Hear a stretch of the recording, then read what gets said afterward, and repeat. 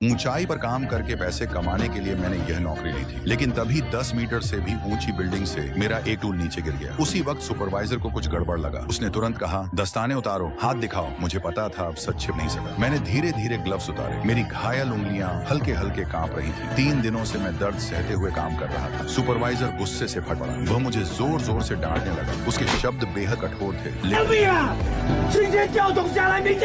फिर भी मैं उससे एक और मौका मांगना चाहता था, क्योंकि मुझे पैसों की बेहद जरूरत थी। पैसे बचाने के लिए मैंने 10 लाख रुपए लगाकर खराब फोनों का पूरा गोदाम खरीद लिया था। मेरा प्लान था उन्हें ठीक करके 2 गुनी कीमत पर बेचूंगा, लेकिन एक ही रात में रिफर्बिश्ड फोन्स गैर कानूनी घोषित हो गए। गोदाम में पड़े उन फोनों को धूल खाते देख मैं अपनी किस्मत मानने को तैयार नहीं था। इसलिए मैं सीधे फोन बनाने वाली कंपनी के पास गया। मैं चाहता था फोनों को खोलकर उनके पार्ट्स अलग अलग बेचूं, लेकिन वहां मेरी मुलाकात एक घमंडी मार्केटिंग मैनेजर से हुई। वह पूरे समय सिर्फ अपने फोन में घुसा रहा। उसने मेरी तरफ ठीक से देखा तक नहीं। उसे यकीन ही नहीं था कि मेरे जैसा फोन रिपेयर करने वाला इंसान फोन के 101 पार्ट्स अलग करके भी क्वालिटी इंस्पेक्शन पास कर सकता है। उसे साबित करने के लिए मैं लगातार 3 दिन और 3 रात तक फोन खोलता रहा। यहाँ तक कि सबसे छोटे स्क्रू तक मैंने अलग अलग व्यवस्थित किए। मैंने पूरा डिटेल टीयर डाउन प्रोसेस भी तैयार कर दिया, क्योंकि मुझे विश्वास था अगर मैं पूरी मेहनत करूंगा तो वह मुझे यह मौका जरूर देगा। आखिरकार टेस्टिंग के लिए भेजे गए सारे पार्ट्स इंस्पेक्शन में पास हो गए। मैं तुरंत रिपोर्ट लेकर मैनेजर के पास पहुंचा, लेकिन इस बार उसने साफ मुकरते हुए कहा, मैं तुमसे कभी मिला ही नहीं। फिर हंसते हुए बोला, तुम अभी बहुत छोटे हो, रातों रात अमीर बनने के सपने मत देखा करो।